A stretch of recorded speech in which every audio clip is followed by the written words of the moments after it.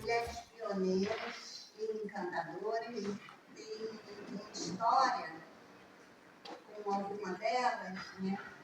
Alguns a gente conheceu através dessa amiga em comum, digamos assim. Então, começando pela Iracéia. A Iracéia nos apresentou a Aurora. Cada um vai falar melhor, uma artista e também uma pessoa que tem a ver com a questão de saúde mental. No século passado, a Carol é uma apaixonada pela Beatriz Reinal, que eu e o Augusto já éramos apaixonados pelo Augusto, fez o trabalho dele sobre Guilde, né? Ela foi herdeira de Guilde, uma grande amiga, uma mecena de Guilde. Márcia, new best friend, né? A gente se conheceu há muito pouco tempo no trabalho de saúde, e conversando, ela trabalhou com a Anise, conheceu a Anise, fazia curadoria do projeto Arte Grupo, do Belas Artes, então também tem muita coisa aqui para falar.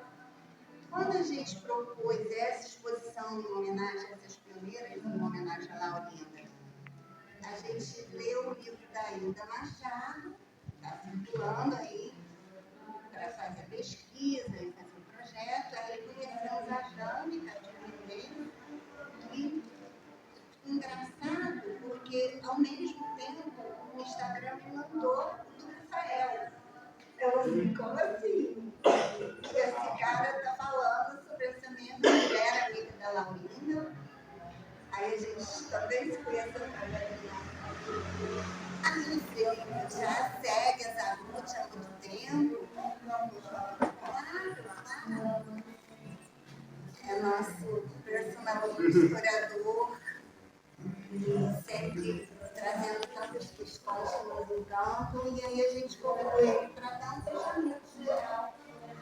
Ele vai pincelar um pouco de alguma dessas falas. Eu vou falar com o Zé Ricardo, que é o diretor daqui, que vai falar sobre a Laurinda. Mas ele vai no livro. Só vou falar, dar uma pincelada na história da Laurinda e vou falar da Maria Castro, que era minha bisavó, uma atriz chata do século passado, que também tem muitas coisas interessantes da pasta dela passando por aí, o livro do Rafa está passando por aí, e da Laurinda também.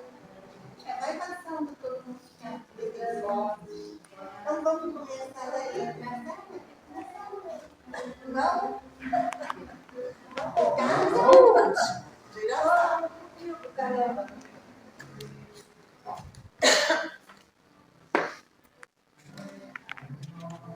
Boa tarde para vocês. Vou tentar falar alto para todo mundo ouvir, tá? Eu vou falar sobre uma mulher muito especial, que eu acredito que ninguém ouviu falar dela, porque é uma história muito triste. É Aurora Cursino dos Santos. Eu me baseei em um livro que é do Dr. Joel Birman, que é psicanalista, e da historiadora Silvana Gea. Eles fizeram um trabalho de pesquisa muito interessante sobre essa paciente, porque ela era paciente do Hospital Psiquiátrico do Juqueri. E já que vamos falar da doutora Anise, tem tudo a ver também, porque eu vou falar de uma paciente e ela vai falar de alguém que criou um serviço de arte-terapia no Hospital Psiquiátrico. A Aurora Cursino dos Santos, eu vou contar a história dela rapidamente, para não cansar.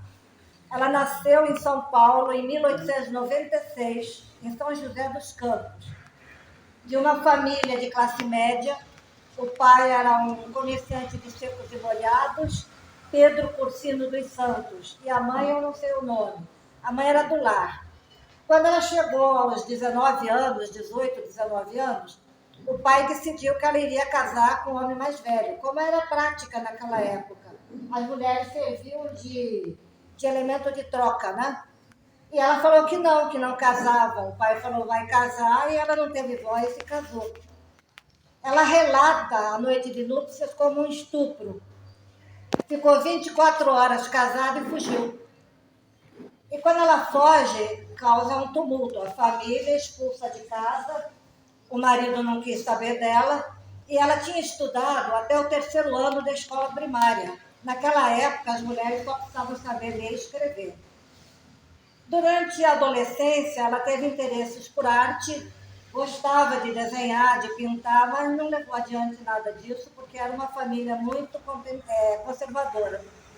Quando ela foge, o que acontece com a Aurora?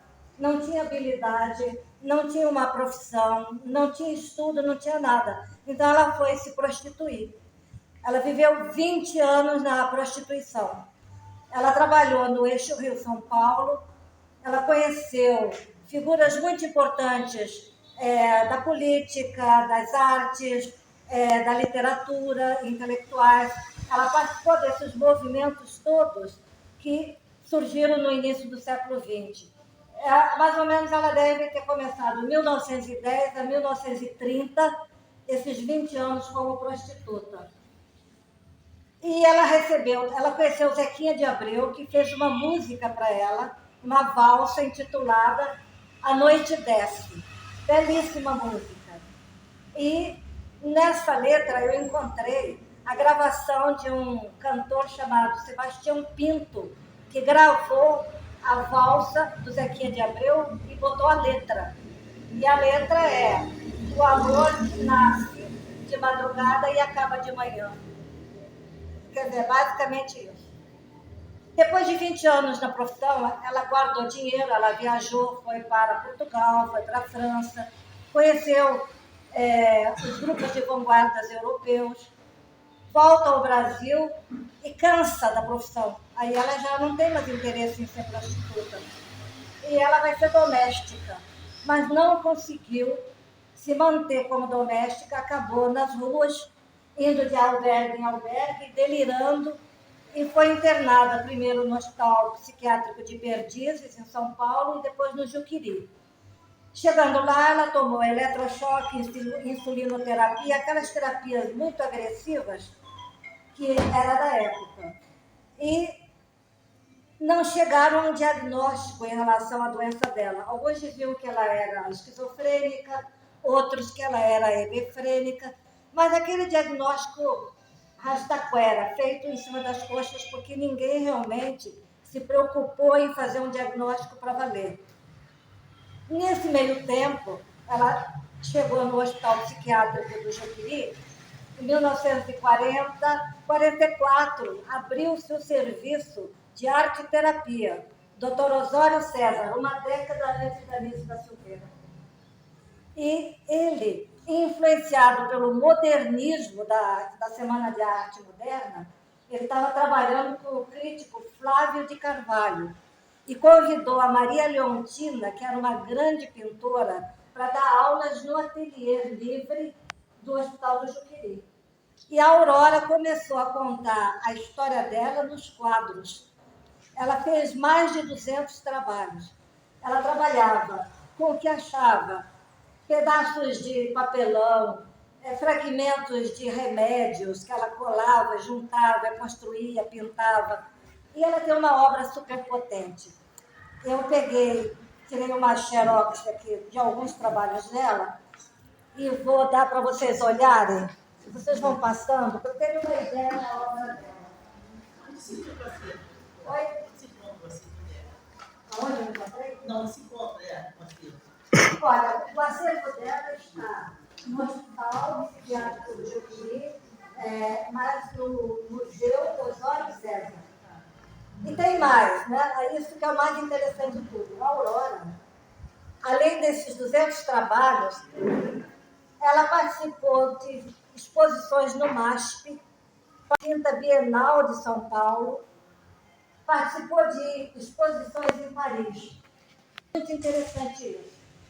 Agora, havia uma questão. O doutor Osório César, apesar de ser um médico progressista, leitor da obra de Freud, ele não conseguiu ver na obra da Aurora a história dela. Ele dizia obras de artistas internados, de artistas psiquiátricos. Então, na Bienal, na 35ª Bienal, ela entra como uma artista do hospital psiquiátrico. A Maria Leontina pega a obra da Aurora e leva como não tinha nada, ele não se referia a nada pessoal dela. Não, ele não conseguia ver como artista. Ele a via como uma doente que trabalhava seus delírios e sua doença mental nos quadros, e não que aquela era uma produção autêntica de uma artista. Essa era a diferença. E quando a Maria Leontina pega uma obra da Aurora e leva para Pagu a Patrícia Galvão, que era uma figura importantíssima, e a Patrícia Galvão tinha sido presa durante o Estado Novo por ser comunista. Então, a Pagu tinha uma sensibilidade de ver na obra da outra pessoa a arte e não a doença mental. E aí a Pagu disse, a obra da Aurora é de uma potência extrema. É uma mulher que se opõe à burguesia, que se opõe àquela figura clássica da mulher dominada.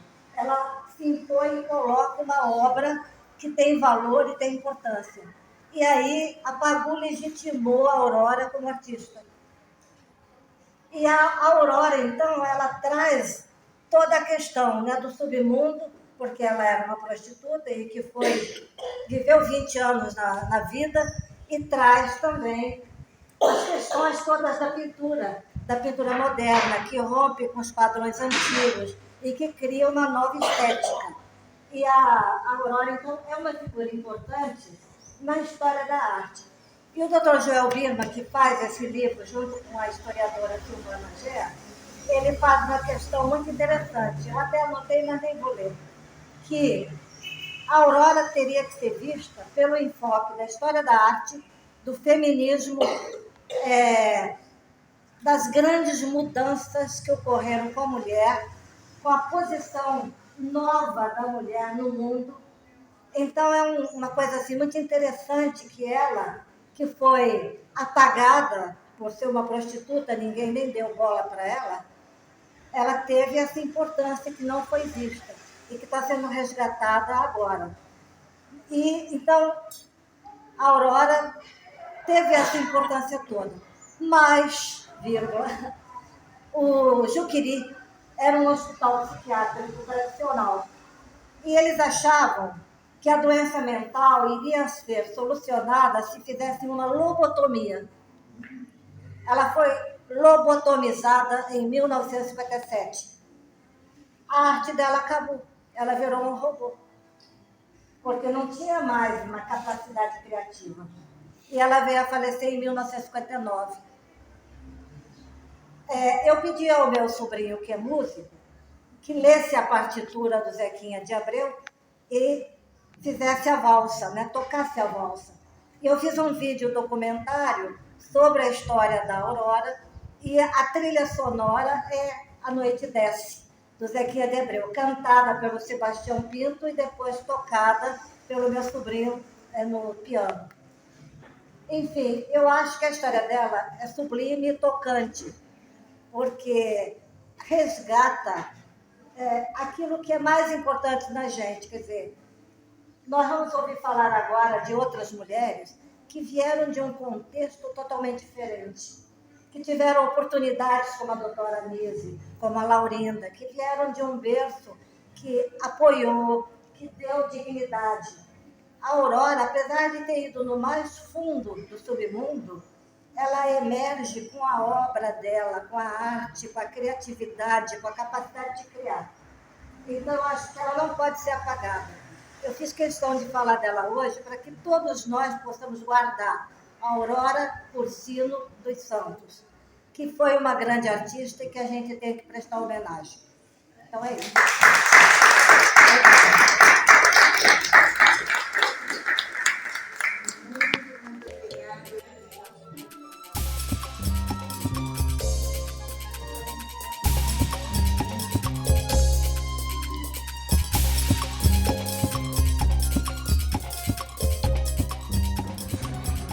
Aí eu falo da Laurindo, Rosa fala da Jó. Se apresenta, Carol. Bom, boa tarde. Vocês conseguem me ouvir bem aí atrás? Estou com a voz um pouquinho rouquinha hoje. Primeiro, agradecer o convite. Estou muito feliz de conhecer todo mundo. Acho que é muito legal, porque a gente conheceu através, né, do que a gente escreveu sobre essas mulheres. Então, encontrar esses trabalhos, fazer redes, né? Eu costumo dizer que eu estou no Rio hoje por conta de Beatriz Reinal, que é sobre quem eu vou falar hoje. Eu trouxe umas imagens para passar para vocês aqui. Essa aqui eu vou passar para eles ali. Bom, eu sou historiadora e eu fiz a minha tese de doutorado sobre a Beatriz Reinal, que na verdade era um pseudônimo ou eponômio, um nome artístico, que a Marcelle Roland, que era o nome original, né, passou a usar publicamente. Mas é um nome que está na coleção dela, cujo é um arquivo pessoal, mas ele fica na Biblioteca Nacional aqui, a única coleção de uma mulher na seção de manuscritos. E ela assumiu, né, esse nome em homenagem à sua avó. Por isso que eu escrevi Beatriz Reinal, da avó à neta, né? Ela quis assumir um nome matriarcal, que não tinha nada a ver com nenhum dos dois maridos, nem com o pai, né? E que recuperasse todo um simbolismo, né, que ela trazia da França, porque ela era filha de imigrantes franceses que moravam em Montevidéu, no Uruguai. Então, a certidão de nascimento é uruguaia, porém é isso, né? A família, os avós franceses, e é muito lacunar. Ela mesma falava muito pouco da relação com a família, com o pai. Tinha umas questões, ela dizia que era muito doloroso, né, falar sobre, então tem silenciamentos aí. Mas ela falou mais sobre o início da vida no final. Isso é muito comum, né? Quando ela já estava idosa, talvez já liberta de algumas amarras sociais, então ela passou a falar sobre isso. E as informações que a gente tem, então tem alguns documentos oficiais, né, que é isso, a certidão de batismo, depois tem as passagens de navio. Então parece que ela vai ainda beber, é mandada de volta para a França, para o sul da França, a cidade de Arles. Então por isso que uma família arlesiana, na região da Provença. Então você tem o documento dela indo e o documento dela voltando para o sul da América, mais ou menos com 14 anos de idade, em busca desse pai ausente aí. Posso fazer uma pergunta só? No Arles tem uma possibilidade de cruzamento de Van Gogh? Exatamente, a cidade onde Van Gogh morreu cortou ele. Só para curiosidade mesmo. É a mesma cidade. E por outro lado você tem a construção dessa persona através do que ela própria falou em entrevista, dos seus próprios poemas, né? E aí trabalho ele foi bem de formiguinha, buscando principalmente fontes primárias, então, e aí confrontando. Basicamente, esqueci de dizer, né, ela nasceu em 1892, viveu quase 100 anos, faleceu aqui no Rio de Janeiro em 1990. Há 100 anos, e a maior parte dessa vida na cidade do Rio de Janeiro. Então ela volta para Montevidéu, se casa com também um francês ou filho de franceses imigrados, morou na Argentina um tempo, e na tese eu até coloquei preâmbulo da trajetória no Brasil, esse tempo nos países latinos, do qual se sabe muito pouco ainda, mas ela teve ali uma convivência, em detalhe, né? Veio de terceira classe, não veio de terceira classe para cá, a avó era costureira lá, tinha uma questão assim de origem de classe muito simples nessa família materna, né? E aí ela vem e tanto na América, nesses países aqui vizinhos, quanto depois no Brasil, ela teve uma ascensão social, né, muito ligada aos artistas, aos intelectuais, mas esse primeiro marido, né, tem que contar que é uma trajetória cheia de altos e baixos, muitos conflitos, que torna muito interessante, porque dá para você fazer toda uma história contemporânea do Brasil a partir da trajetória dela, que foi o que eu tentei fazer. Esse primeiro marido, Eduardo Meunier, foi convocado para a Primeira Guerra Mundial e não compareceu. Na época isso era crime, né? Existia o alistamento obrigatório ainda francês. Então, mesmo para esses franceses emigrados, né? E aí essa é a primeira tragédia, que depois ela vai... A segunda, né? A primeira, essa falta da mãe, a mãe teria falecido, né? E aí a relação ausente com o pai. E depois esse primeiro marido, que não se sabe se ele foi desertor e fugiu, ou se a polícia francesa pegou, só sabe-se que ela nunca mais o viu. E aí começa um outro estigma. Ela já tinha quantas vezes uma mulher tem que refazer a vida, né? Aí tinha esse estigma da expatriada, porque afinal era o sobrenome do marido que a pessoa tinha. Então, essas reviravoltas ainda todas muito jovens. Com isso, ela vem para o Brasil. E aí começa toda uma nova trajetória no Brasil, né? Aqui foi dançarina, né? Tem registros, dançava no restaurante Assírio, embaixo do Teatro Municipal. Assírios, né?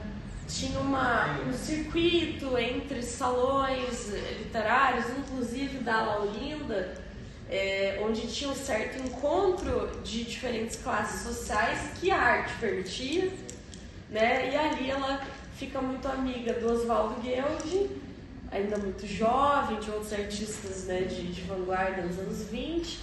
Parece que abriu um primeiro salão na Tijuca, e que não era um salão burguês, mas era um salão boêmio, muito assim modernista no sentido de anti-acadêmico, e também tinha uma questão de frequentadores pacifistas, todos eles, inclusive Gueldi, que tinha lutado na Primeira Guerra Mundial, detestou, né? Eram artistas que tinham uma relação crítica com a guerra, com uma série de questões ali, intelectuais, e ali conheceu também o seu marido brasileiro, outro artista mineiro, José Maria dos Reis Júnior, que tinha estudado na academia na Escola de Belas Artes aqui, mas que rompia também, era uma geração de muitos rompimentos, né?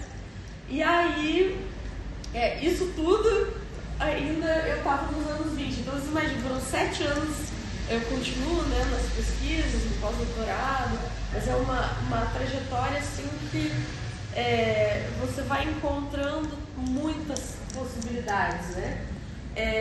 Nos anos 30, ela se lança, então fica de fato conhecida na imprensa brasileira como Beatriz Reinal, Ela e o marido se tornaram correspondentes dos diários associados sobre arte e cultura. Ele ganhou uma bolsa também, né, de estudos. É difícil ver a trajetória só de um. Às vezes eu pego a trajetória dos três, né, do melhor amigo, enfim, que morou com eles, o Gui Júnior e ela. Fizeram investimentos cruzados, então eles escreviam poesia e eles ilustravam, publicavam, né, nas revistas, nos jornais do Rio. Foram para Paris como correspondentes, os dois. Ela escreveu, lá ela entrevistou o Blaise Centas, que tinha sido muito amigo dos modernistas paulistas também. Ela registrou a Exposição Universal de Paris de 37 para a imprensa brasileira. Então teve toda uma produção como crítica e cultural. Isso ela escrevia em português. E uma produção poética somente em francês. Ela dizia: o meu eu poético é provençal. E aí... Ela fazia poesia, né?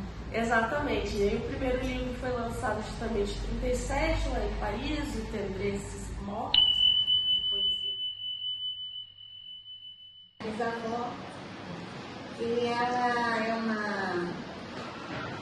nasce em Fortaleza, em 1886, é registrada uns anos depois, e ela fez normal, que era uma coisa na época já avançada, e frequentava um teatro amador em Fortaleza. O grande mestre dela era o Papi Júnior. Acho que ela ia todo dia no teatro, não tenho certeza disso, mas pelo que fala, e as pessoas não sabem muito como era o teatro de antigamente. Então essa história se junta com a história do teatro. Porque não tinha televisão, tinha muitos teatros. Porque justamente porque não tinha televisão, ela não ia ao teatro. E as companhias chegavam, às vezes, com 40 peças. E você comprava 10, um dia, ou 10 dias, ou os 40 dias. Você comprava aquele bookzinho de entradas. E ela provavelmente comprou o book de entradas dessa companhia do Francisco Santos, que chegou em Fortaleza em 1904. Com inúmeras peças. E ela foi ver todas as peças, ninguém sabe muito como. Ela conhece o Joaquim Simões de Castro, meu bisavô, era também português, artista. Na época, o artista português era mais valorizado do que o brasileiro. A gente falou aí da síndrome de vira-lata, já tinha naquela época.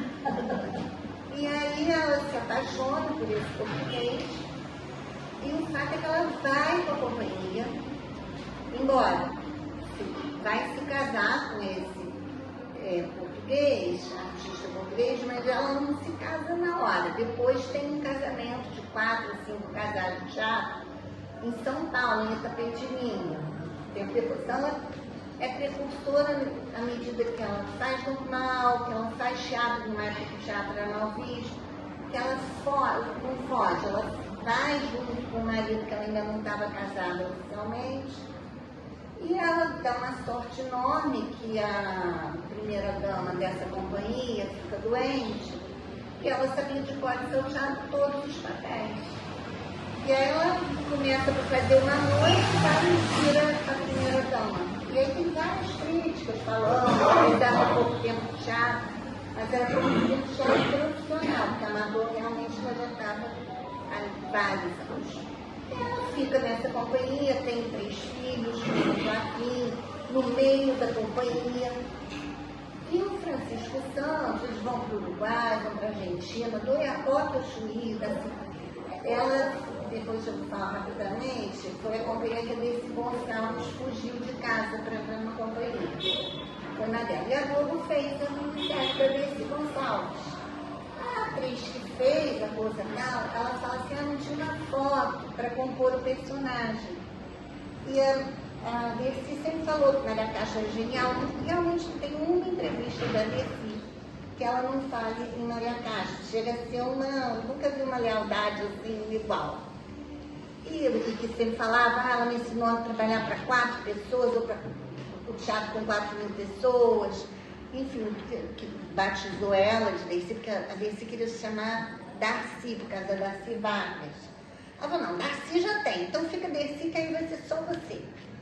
O fato é que eu achei que ia ser difícil. O Augusto me estimulou muito com essa pesquisa. Agora tem milhões, né? Vocês viram, está passando um book aí com as fotos. Várias fotos, milhões de recortes de jornais, sabendo onde que ela estava lá do época que eu chutei. Mas no início, era quando a companhia de Francisco Santos, ela ficou 14 anos.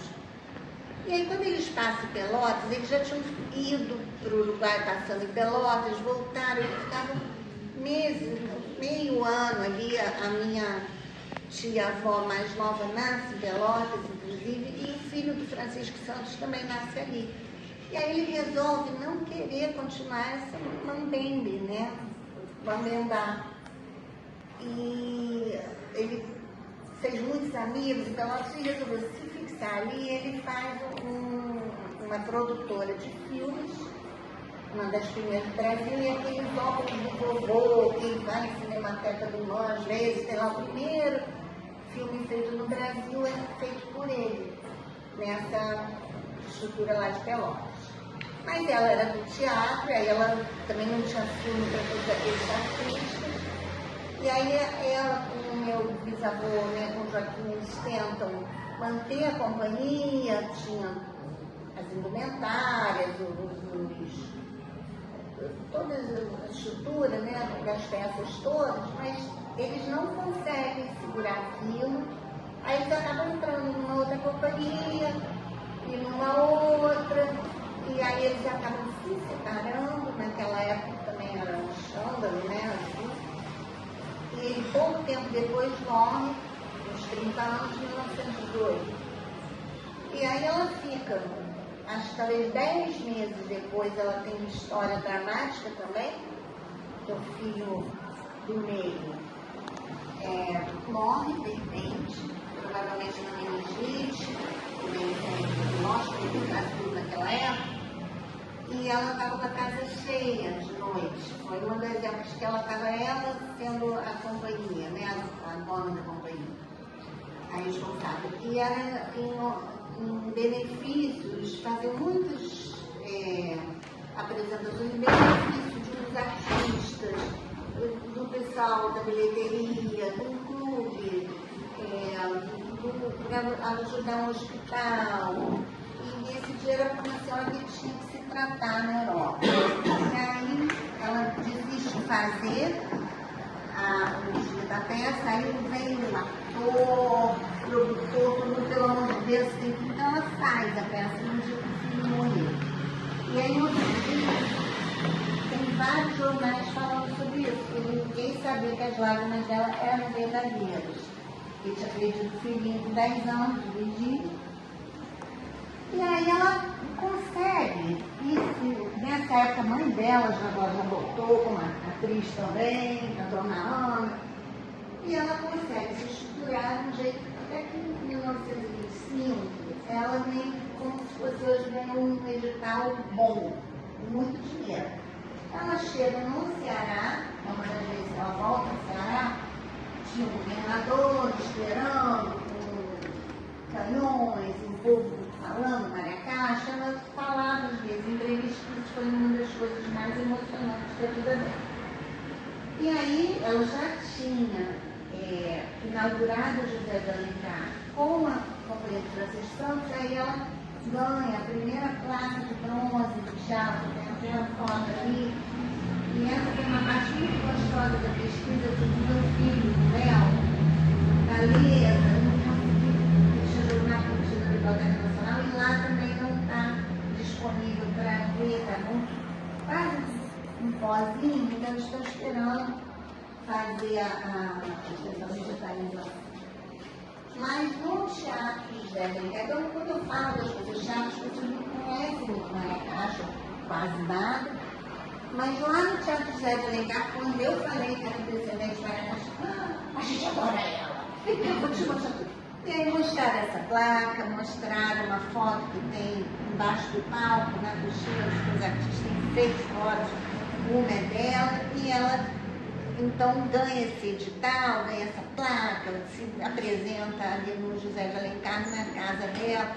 O Papi Júnior, que era aquele professor dela de teatro, já tinha, quando ela trabalhou na época de Itália Fausto, a imprensa botava muitas duas em contraponto, porque o Itália Fausto era casado com o secretário de Cultura, digamos assim, e dono da companhia, então ela tinha os papéis melhores sempre. Ela falou, poxa, não vejo Maria Castro direito. E ela realmente ficou pouco tempo nessa companhia, porque provavelmente ela era proprietária, isso que ela anda pra frente. E depois começa com a companhia Mandembar, essa época da BCE, até que chega o Sistema Nacional de Teatro. Então é criado esse Sistema Nacional de Teatro, como se fosse um emprego público, e ela entra na época do Vargas. Então ela tinha uma coisa política, né, assim, de mandar muito telegrama, que vai chegar numa cidade, enfim, uma coisa que os artistas até hoje têm que fazer muito, social, né? E eu acho que já era talvez até mais importante que hoje, naquela época. E aí ela fica no Sistema Nacional de Teatro. Antes disso, na época do centenário da Independência, eles fizeram Teatro da Natureza, uma história muito bonita também do teatro do Brasil. Eles imitaram um teatro da natureza francês, e ali no passeio público eram apresentações abertas. Foram muitas pessoas, foram muitas apresentações. Isso acontecia também perto da Páscoa, Marte do Calvário. Tinham mais apresentações grandes que eram pagas pelo poder público, digamos assim. E aí no Sistema Nacional de Teatro, quando você lê os jornais, tem ame e odeie, né? Aquela coisa assim. Porque tinha pessoas que tinham muitas críticas, porque alguns artistas tinham emprego fixo, salário bom, e outros não. Então sempre tinha quem achava que aquilo estruturou, então começou a se priorizar artistas brasileiros, autores brasileiros, dentro daquele sistema. Aí depois o sistema se desfaz, aí volta o Mandembar, que fica bem, uma companhia, ela já casou com outro artista, o Álvaro Pires, e eles juntos fizeram muitas coisas, e depois foram para... voltaram para o Sistema Nacional de Teatro, e até que ele morre, e ela sozinha, eu acho que ela não aguenta mais essa companhia, e ela se junta aos Artistas Unidos, é até a inspiração do nosso livro, dos Artistas Unidos, tem do Chaplin também, mas que era em Zumbis, que Henriette Monrenaud. Então ela assim, foi mãe da Henriette, várias peças. Depois no cinema ela já tinha feito um filme menor, e aí a mãe da Tônia Carreiro, da Tônia bem novinha. Então é uma geração atrás que a gente que conheceu de artistas, e ela atua até, literalmente faz a vovozinha. O Casaco Encantado foi a primeira peça da criança, que antes criança não era nada, né? Aí depois virou alguma coisa e mereceu uma peça.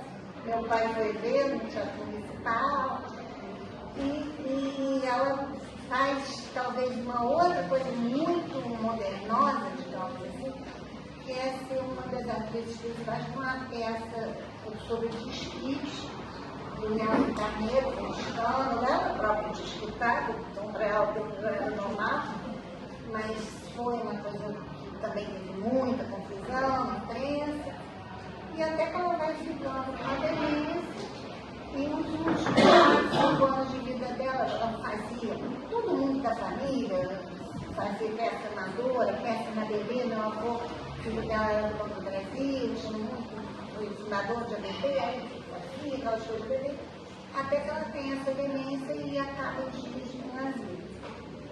Então, é uma história que se mistura com a história política, a história do teatro, mas a história de uma mulher que teve muita coragem, numa época que até ser atriz era junto com o livro das prostitutas, né? Atrizes prostitutas, amigos da delegação. Então, é essa história da Maria Castro que eu gosto muito de compartilhar. Ela era sua parente, sua avó? Bisavó. Tia-avó. Bisavó. A bisavó. A mãe do meu avô. Ela emocionante, né? Ah, mas ela E até chegar nessa história, são anos de pesquisa, né? Porque você vai, a gente foi na Argentina, não conseguiu. Isso é melhor que tem polêmica, né? Isso é mais legal. Tem gente que acha melhor a atriz do Brasil, o Procopio Ferreira, fala, é a caixa que tem de mais interessante no Teatro Nacional. Era muito difícil. Cada um de sua companhia, mas no dia que era o dinheiro ia dar na caixa, ele ia fazer uma coisa dele, junto, para levar na novela na dele. Então, é o que se chama competidor, né? São competidores, mas cooperam muito, né? Isso, a gente nas artes tenta muito fazer isso também. Então, da Maria Castro é isso, eu sou Isabela, do me apresentei, Simões, eu sou médica e curadora de arte, né? A Marta Bonimon fala, eu sou curadora de saúde de arte. E fiz um curso de História da Arte, de curadoria, e venho me apaixonando por arte. Já sempre fui apaixonada por arte, mas me aprofundando mais na última década. Né?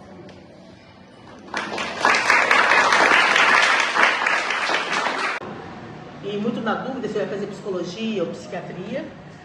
E aí eu conheci o Museu de Imagem Inconsciente.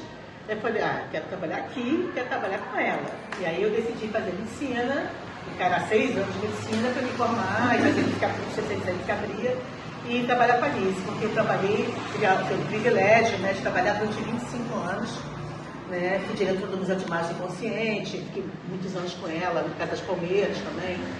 Enfim, a história da Nise, ela é uma alagoana que nasce no início do século passado, em 1905, em Alagoas. Ela era filha única de um professor de matemática, uma pianista, né, não profissional, mas uma pianista amadora.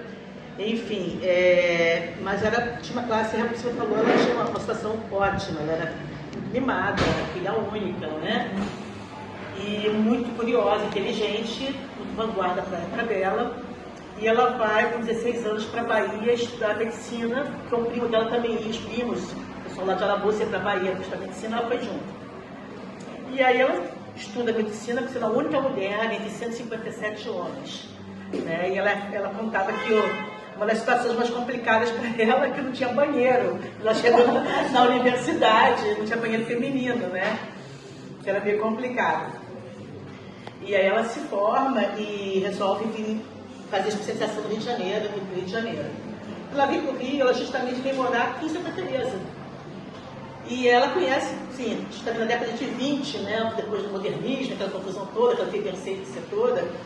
E ela é vizinha do Manuel Bandeira e também do Otávio Guzmão. Guzmão? Não. Como comunista. Otávio Brandão, que era um dos líderes do Partido Comunista da época, e começa a ficar amiga e frequentar a elite intelectual, né, daquela época. Com isso, ela sendo uma intelectual, ela tinha muita curiosidade, ela tinha muitos livros de Marx, Engels, Capital, todos esses livros que todo mundo lê na faculdade, ela também tinha. E nessa época estava justamente na ditadura do Getúlio, onde havia uma pressão muito grande, né, contra o comunismo, e ela é denunciada por uma enfermeira do hospital onde ela morava, porque ela fazia residência no hospício da Praia Vermelha, na época de atualmente a UFRJ, naquela época era um hospital. É o manicômio. Dom Pedro V, não, por Dom João VI. O Dom João VI, aquele manicômio. Que a mãe dele era Maria Louca. Você tem que lembrar disso, a mãe dele era Maria Louca. Então, assim, Dona Maria, por conta da Dona Maria Louca, da família real, criaram aquele hospício maravilhoso. Eles tinham uma noção maravilhosa, assim, de tratamento, que era um hospício à beira-mar, num lugar extremamente aprazível, que era a Bahia ali de Guanabara. Então, eles convidavam músicos para tocar dentro do hospital. Quer dizer, era muito mais humanizado do que se tornou nos períodos mais recentes da nossa sociedade. Mas, enfim, ela fazia residência lá, e aí ela foi denunciada por uma enfermeira e foi presa. Não por ser uma pessoa atuante, né, mas por ser uma intelectual que tinha livros comunistas. Ser mulher e intelectual. Principalmente também por ser mulher. Mas aí, nisso, ela vai para a cadeia, né, para o presídio, fica 1 ano e meio, mais ou menos presa, uns 6 meses, eu acho. E na prisão ela conhece pessoas muito interessantes. Ela já conheceu o Graciliano Ramos, que era alagoano como ela, conterrâneo, e também está amiga do Graciliano. Na cela dela estava a Olga Benário, tinha vários intelectuais da época. E ela se torna realmente convicta comunista, porque ela realmente se une a todos os comunistas que estão presos intelectuais junto com ela. E ela tem todo um crescimento intelectual ali dentro da cadeia. Quando ela sai da cadeia, ela passa um período fugida, né, fora do escrotismo, né? Ela foge e clandestinidade. E aí ela fica clandestinidade um período, com medo de voltar a ser presa. E quando ela retorna ao serviço público, ela retorna como psiquiatra e ela percebe que os meios de trabalho que ela tinha eram meios muito violentos, que é justamente o que você falou. Ela é insulinoterapia, ela é eletrochoque, ela é lobotomia, né? E ela via os doentes indo se degenerando, né, com esses tratamentos, entre aspas, que eram muito horrorosos, que eram, né, mais desestruturantes do que estruturantes. E aí ela decide não compactuar com aquilo, e quando chamam ela para fazer eletrochoque, ela se nega a apertar o botão do eletrochoque, se torna a psiquiatra rebelde, né, que era contra os métodos de tratamento da época, e resolve criar um método próprio de tratamento que era muito mais humanizado, muito mais sensível às necessidades daqueles doentes. E aí ela funda a Casa das Palmeiras, fora do hospital, porque ela dizia que ela estava muito impressionada com o alto nível de rotatividade, não, de incidência dos olhares e via verdadeiras histórias em quadrinhos ali, sabe? Gente, isso aqui é a história que eu queria. Fiquei responsável, porque eu fiquei muito encantada com aquilo, porque eu vi a história dos doentes expressa nas imagens deles. Né? E como... Claro! A diferença do Osório César para a doutora Nise, o doutor Osório César via a doença e a Nise viu o doente. Sim, e ela via a possibilidade que o doente tinha de sair daqui dos inumeráveis estados do ser perigosos, mesmo perigosos, sair disso e se socializar novamente. Né? Então, assim, a Nise foi uma grande precursora, né, dos tratamentos da psiquiatria. Hoje em dia a gente vê os cápses, essas coisas que ainda são muito capetas, na minha opinião, né, mas são infinitamente mais humanizados e melhores do que era o processo, né? Porque realmente eu acho que no Brasil tem muita... A medicalização acabou se tornando mais poderosa do que mesmo a percepção psicológica. A camisa de força química, você está falando mesmo? A camisa de força química. Sim, camisa de força química, exatamente. Enquanto que o psicanalista, ele olha o outro, ele vê o paciente, como a doutora Nise, e o médico psiquiatra, não é o seu caso, mas a maioria dos psiquiatras são organicistas e eles querem simplesmente dar um sossega-leão ali, vamos acabar com essa... E acho que o Brasil também, a nível de política de saúde mental, ainda tem essa coisa da coisa do vira-lata, né?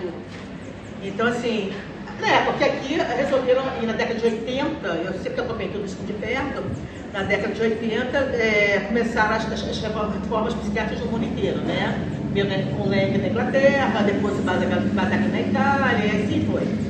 Só que resolveram importar o modelo do Franco Basaglia, que não deu certo nem na Itália, né? Resolveram importar porque na época existia um deputado, Paulo Delgado, que era irmão de um cara do Ministério da Saúde, tinha toda essa coisa política, que um reforçava o outro e queria empurrar e implantar a política, né, do Basaglia no Brasil, como já existia desde a década de 40 anos antes. A Nise da Silveira tinha uma política muito mais vanguarda, muito mais interessante, mas sendo mulher, né, e sendo brasileira, claro que ela foi para segundo plano. E tinha toda a coisa política, do interesse do Paulo Delgado, do irmão dele, do Gabriel Delgado, do Ministério da Saúde, a coisa política, do poder, né? E implementaram a política do Basaglia, que não deu certo na Itália. Hoje em dia, a teoria do Basaglia, ela funciona em Trieste, onde tem o centro de saúde mental de Trieste, que foi onde o Basaglia era forte ali. Mas o resto da Itália inteira, Roma e tal, não funcionou, nem existe mais isso. Por quê? Porque não tinha... eles foi um oba-oba, né? Não, vamos acabar com os manicômios, botar todos os malucos pra rua, e aí acabaram os doentes virando mendigos, ficaram desassistidos, né? Foi uma coisa extremamente precária e não houve uma política melhor de tratamento dessas pessoas. Né? Então foi assim, seu oba-oba. Mas no Brasil foi seu oba-oba que a gente instituiu aqui no Brasil, e hoje em dia existem os CAPS e tal, que na verdade não deixam de ser modelos, referências, né, a Casa de Palmeiras. E desde a década de 52, né, 54, por aí, já existia, já tinha funcionado. E hoje temos os CAPs que são, sim, são intermediários, aquelas internações asilares, que na verdade o hospital é um asilo. A pessoa entrava e ficava 40 anos internada. Ele é um asilo. Então, assim, já não existem mais essas internações asilares como eu cheguei a pegar no início da minha carreira, na década de 80. Ainda existia, estava no finalzinho. A Aurora ficou 15 anos internada, até a morte dela. Ah, eu não tinha ficou mais de 40. Por quê? Eu tinha ficou mais de 40 porque ele teve uma crise existencial, porque existe um desencanto amoroso, e aí ele tira a roupa do Copacabana e mergulha no mar. Aí ele vai preso e passa 40 anos internado nas prisões maluco. Não vai sair nunca mais, entendeu? Quer dizer, as pessoas se cronificavam no asilo. As pessoas, em vez de melhorar, elas pioravam. Agora, a Anice trabalhou até bem mais ou menos. A Anice trabalhou, ela morreu com 94, ela trabalhou até o. Enfim, eu lembro, quando ela morreu, ela quebrou o braço. Eu vi alguns lugares que ela morreu de problema cardíaco, outro respiratório. Tira, ela quebrou o braço, botaram ela no Miguel Couto, eu estava em Florianópolis, porque meu pai estava doente, eu nem estava no Rio. Quando eu voltei, ela estava internada no Miguel Couto, e aí ela pegou uma septicemia em hospital, ela tem 4 anos, não dá para operar a pessoa de 94 anos, e ela morreu. Né? Então, mas, na verdade, a Lizzie, ela até eu viajar para Florianópolis uma semana antes, eu fui na casa dela trabalhando com ela. Ela trabalhou até morrer. Ela se aposentou com 70, mas voltou como estagiária no dia seguinte. E assim foi. Mas quando eu conheci a Lizzie, ela ainda andava. Não tinha quebrado a perna, não. Ela ainda andava. Mas um tempo depois de 80 e poucos, ela quebrou a perna, levou uma fratura, ficou com a perna mais curta que a outra, passou a usar horas. E aí ficou mais complicado. Ela saía de casa, ela só saía para situações especiais, eventos e tal. E o que a gente fazia era ir na casa dela. Então a gente ia praticamente quase todo dia lá, ela tinha uma parte que era escritório, onde a gente estudava. Então a gente ficava lá estudando com ela. A gente tinha grupo de estudos CG Jung, que eu vi em muitos lugares publicados, que terminou em 78. Cara, o grupo de CG Jung funcionou até ela morrer. Até 1999, na verdade. Que era toda quarta-feira, às 8 horas da noite, no apartamento dela. Então a gente ia toda quarta-feira, 8 horas da noite, estávamos lá no apartamento dela, tinha um discurso que é interessantésimo, porque era de portas abertas, podia entrar quem quisesse, e a grande maioria das pessoas não tinham nada a ver com saúde mental. Eram poetas, músicos, artistas, jornalistas. Eu cheguei aí na Engenho de Dedo. Tinha 2 grupos, tinha o de Engenho de Dedo, que era terça-feira de manhã, e o da casa dela, que era quarta-feira à noite. Eu fui no Engenho de Dedo, eu estava começando psicologia, estava no 2º ano da faculdade. Foi onde eu conheci ela, quando eu tinha decidido vou trabalhar aqui e com ela. Só que na dúvida de psicologia e medicina. Com certeza, minha vida toda, a grande referência, assim, é ela. Não só para o meu trabalho, mas com os meus valores. Né? Assim, apesar algumas coisas eu mudei, porque ela era rígida demais. Né? A Lizzie, ela era uma radical, né? e ela tinha umas coisas de muita rigidez. Então ela sempre falava assim, dinheiro e ciência não se misturam, dinheiro e ciência não se misturam. Durante 20, 30, quase 20 anos, eu acreditava que tinha que ser franciscana, entendeu? Não podia ganhar dinheiro de jeito nenhum, que era pecado. É pecado, é sujo. Então, só que depois a gente descobre, né? Que se não tiver dinheiro, você não paga o estagiário, né, o ônibus do seu estagiário para trabalhar, você não paga xerox no seu trabalho. Então, algum dinheiro tem que existir, porque senão as coisas não funcionam. Então, o mundo capitalista, infelizmente, passa pelo dinheiro. Mas a Lizzie, por ser uma pessoa do início do século passado, que veio de uma família abastada, que nunca precisou ter dinheiro, porque ela ia na modista, pegava os vestidos que ela queria e falava, bota para tudo pro papai. Ela ia na Leonardo da Vinci, naquela livraria maravilhosa, ela era dona da dona lá, da Giovanna, que é a italiana dona lá da Leonardo da Vinci, pegava uma dúzia de livros que ela teve a fim de comprar, aí ela manda a conta pro marido. Ela não sabia, não tinha nenhum cheque, ela não sabia nem o que era dinheiro. Porque ela não precisava disso, ela nunca precisou se incomodar e se misturar com o dinheiro. Eu lembro no final da vida dela, ela vivia quase que franciscanamente, até que os amigos começaram a se mobilizar para mexer com a aposentadoria dela, para atualizar, porque ela estava vivendo já precariamente. Então ela nunca se ligou com o dinheiro, nunca se preocupou em ganhar dinheiro, ela nunca... Dinheiro para ela falou, a vida inteira eu ouvi isso dela. Dinheiro e ciência não se misturam. A única coisa é você fazer o seu trabalho no comércio. Isso eu nunca fiz. Eu nunca comercializei o meu trabalho. Mas o dinheiro tem que passar, porque o mundo adulto, o mundo é capitalista. Não, e o dinheiro não funciona, querido. Se não tiver dinheiro, você não paga o ônibus do seu diário da tua pesquisa. Então, para pesquisar tem que ter, não tem como. Então, assim, ali tinha posturas muito radicais, mas ela era uma pessoa extremamente ética, com valores, sim, muito elevados, né? Então, para mim, ele é uma referência como ser humano, como pessoa, não só como psiquiatra, mas principalmente como psiquiatra, porque é da minha área, e tudo que eu sei, que eu fiz, a minha referência é ela, né? Então, assim, tem muita coisa a falar da Anísia, mas é basicamente isso, né? Essa coisa revolucionária dela, né? Muito vanguarda, né? Muito precursora, né? Foi a primeira pessoa que mudou tudo, então acho que ela é importante nesse sentido. E uma coisa que eu acho muito interessante, né? Que se a gente fizer um corte, assim, projeção na sociedade, né? A sociedade que a gente vive, a gente vai ter pessoas em várias etapas de desenvolvimento, né? Vamos ter pessoas que vivem na Idade da Pedra, aquele mendigo que mora ali debaixo do viaduto do Hotel do Flamengo, que só quer comer, né, beber, transar, para ele só existe isso na vida, e dormir. Ou pessoas que vivem na Idade Média, aquelas que são super crentes, que acham que a Terra é plana, e que, sabe, que vivem na Idade Média mesmo, que são assim, né, extremamente rígidas.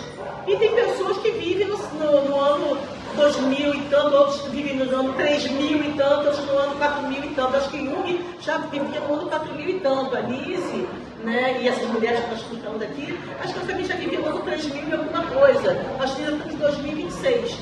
Mas elas acho que são pessoas muito além do seu tempo. São pessoas que enxergavam muito além do que existia de recursos na época para eles se utilizarem. E com isso elas conseguiram transformar a realidade de uma forma efetiva, né, que mudou o curso da história. Então acho que isso é muito importante, sim, elas mudaram o curso da história para melhor, né, porque realmente contribuíram para a sociedade como um todo.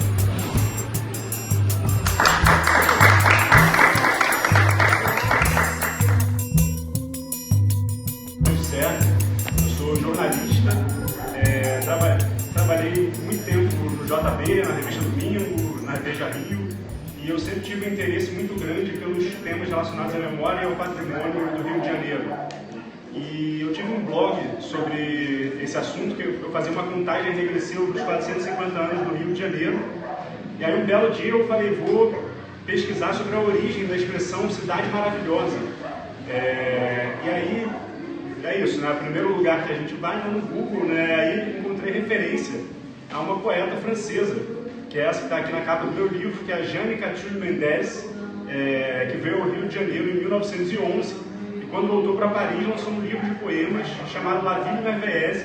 Esse livro é de 1913.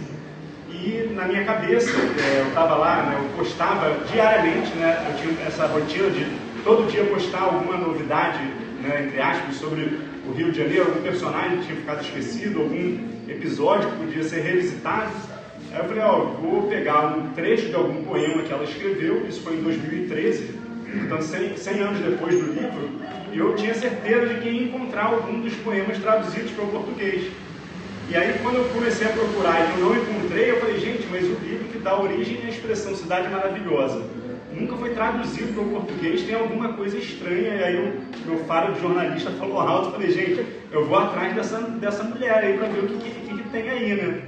E aí, nas minhas primeiras pesquisas, né, naquele momento a Biblioteca Nacional já tinha muitas coleções de jornais digitalizados, então foi meu primeiro contato assim, um pouco com a trajetória dela e a visita que ela fez ao Rio de Janeiro. E aí eu encontrei entrevistas, fotos e elogios. Na época ainda era uma coisa muito...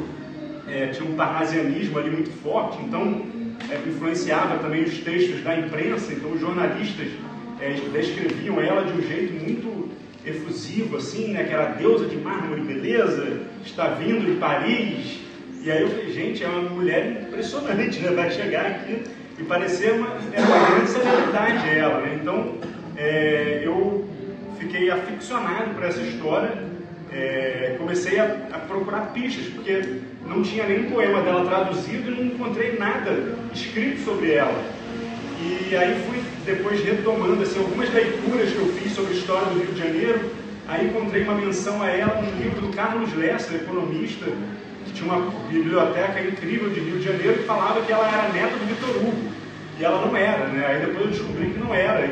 Então o Carlos Lessa não sabia, e depois fui ler um livro do Rui Castro, que é a Metrópole à Beira-Mar, que também incidiu no mesmo erro, né? De falar que ela era neta do Vitor Hugo, então nem o Rui Castro sabia quem ela era. Eu falei, gente, eu tenho que escrever um livro sobre essa mulher. E aí, minha fonte assim, principal nesse primeiro momento foram os jornais. Então ela era tão famosa, né, que ela dava muitas entrevistas. Então eu comecei a minha pesquisa nos jornais daquela época, que estão na coleção da Biblioteca Nacional daqui.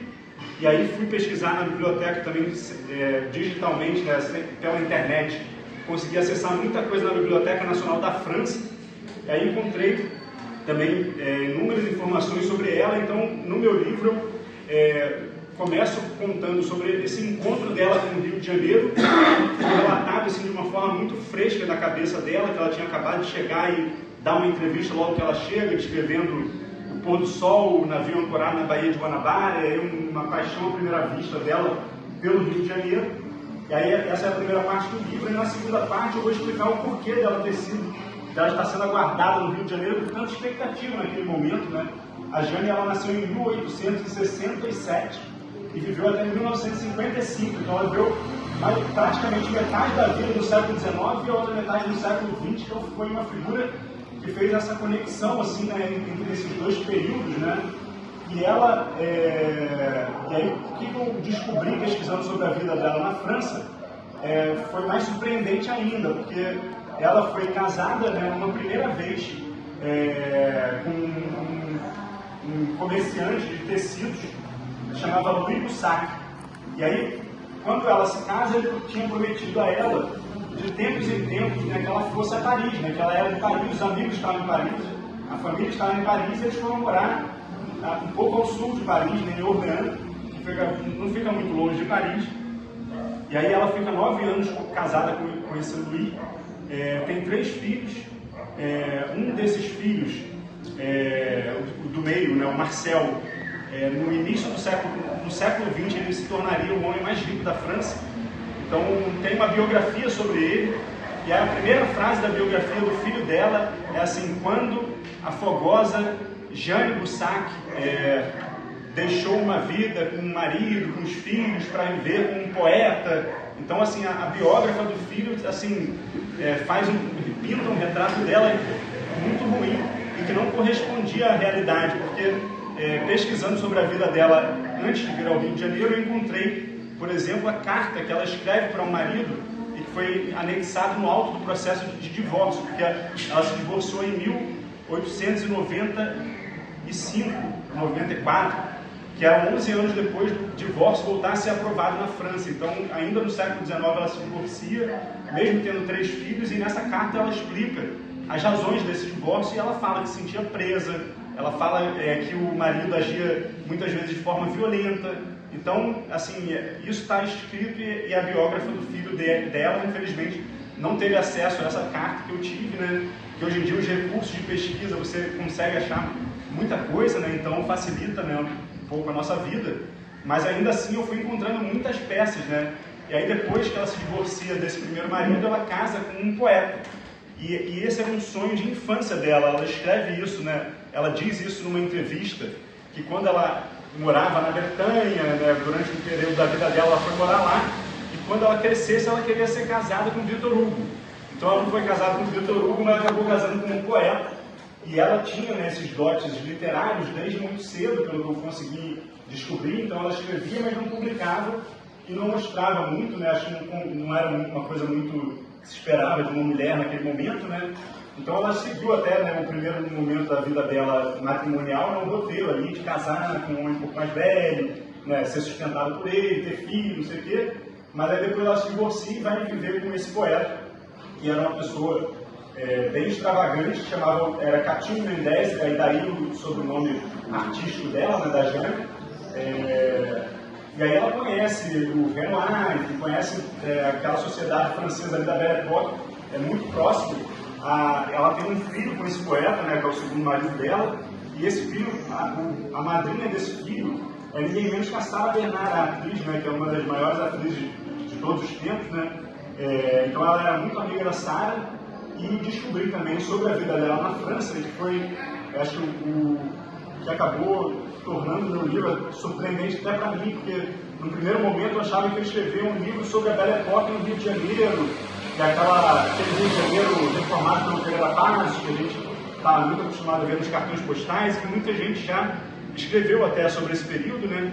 Mas eu acabei, meu livro acabou indo por um caminho que eu conto sobre o protagonismo da mulher na literatura, porque contando sobre a vida dela na França, eu me deparei com amigas dela que eram escritoras, então tinha uma geração de francesas ali no final do século XIX, início do século XX, que escreviam, que lançavam livros, que tinham leitoras e que faziam sucesso naquele momento, e que hoje em dia ninguém mais lembra delas, né? Enfim, nem da Jane, nem dessas amigas todas, e isso foi muito surpreendente para mim. Então o livro acaba falando também muito desse aspecto feminino, e eu tentei, né, quando fui contar sobre os bastidores da viagem dela ao Rio de Janeiro, eu tentei espelhar um pouco, né, o que eu tinha feito sobre a vida dela em Paris, que foi contar de um ponto de vista feminino, né?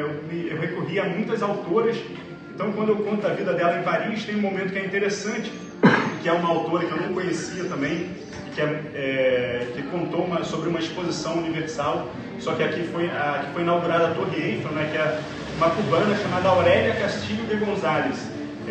Quando a Jane ela vai morar no interior, não existia a Torre Eiffel, e quando ela volta para Paris, a Torre Eiffel tinha sido construída. Então eu falei, gente, eu tenho que contar, né, que a pessoa que morava em Paris não tinha Torre Eiffel, quando volta, tem Torre Eiffel, eu tenho que contar o que ela achava. Só que eu não achei nenhum texto dela falando sobre a torre. Aí eu comecei a pesquisar sobre a inauguração da torre, sobre aquela exposição. Aí acabei descobrindo essa autora cubana, que escrevia para o jornal El País de Havana, e ela foi para contar para os leitores cubanos como era Paris, né, com a Torre Eiffel. Então acabei encontrando uma outra escritora, né, então ela não era a mesma, mas era uma mulher escrevendo sobre aquele cenário, sobre aquela festa toda. Então eu consegui contar sobre Paris naquele momento, pelo ponto de vista de escritoras que estavam atuando ali naquele momento. Inclusive da Jane, que a Jane em Paris tem uma outra passagem interessante, é que ela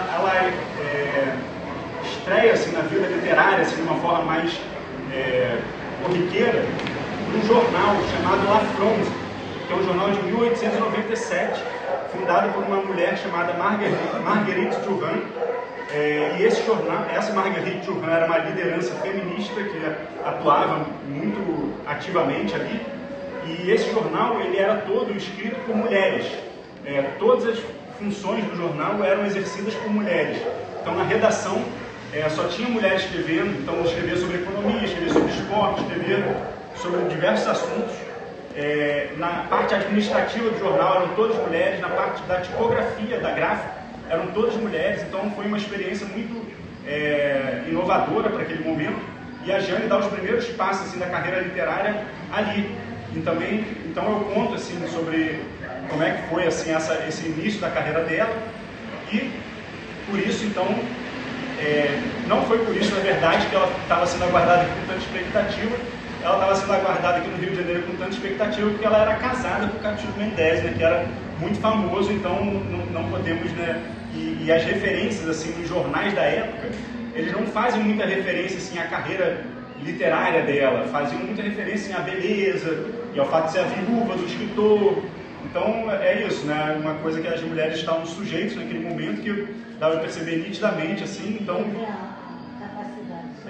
pois é, e ela era uma poeta assim, impressionante, assim, com erudição, porque ela escrevia os poemas com aquelas métricas, aqueles versos dodecassílabos, né, que rimavam. Então ela escreveu um livro sobre o Rio de Janeiro com poemas que às vezes tinham 200 versos rimando naquela métrica, descrevendo a Baía de Guanabara, enfim, não é assim, para a pessoa fazer isso, ela tem que escrever muito, né? Tem que ter um talento literário muito grande, né? Então, ela estava sendo aguardada aqui, então, resumindo, né?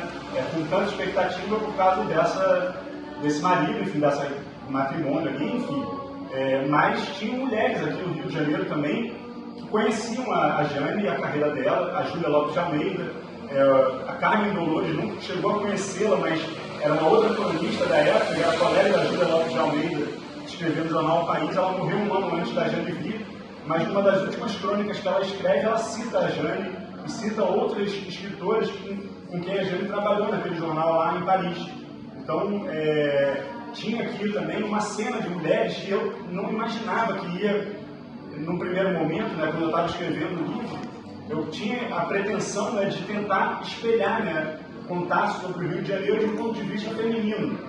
E eu fiquei um pouco assim descrente que conseguiria, mas acabei conseguindo encontrar aí um fio da meada aí para contar essa história que passa também por uma outra mulher que estava atuante aqui no Rio de Janeiro, que era uma professora municipal chamada Leolinda Dalto, que é uma liderança feminista daquele início do século XX aqui no Brasil.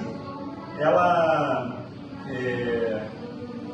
criou, né, em 1910, ela teve a ideia de criar o Partido Republicano Feminino. Então ela era diretora de uma escola pública, a Oficina da Fonseca, que era uma escola de mulheres, né, não é a que funciona na São Francisco Xavier, é uma outra que existia na General Marechal Câmara. E ela tinha essa coisa muito atuante e ativa, assim, um ativismo, assim, que falava pelas mulheres, né, daquele momento, e falava sobre os direitos civis, né, desejo de votar. Então, eu encontrei esse caminho para contar sobre o Rio de Janeiro naquele momento da Belle Époque, sob o ponto de vista um pouco da Leolinda, né, e esse partido, ele foi homologado, né, na Junta Comercial em 1911. Então, pesquisando sobre a Jane, eu acabei encontrando numa revista O Maio, na revista da Semana, fotos de uma passeata de mulheres, assim, na Rua do Catete, em 1911. Então, quando eu bati o olho naquela foto, eu falei, gente, está aqui, né? A história que eu precisava contar está aqui.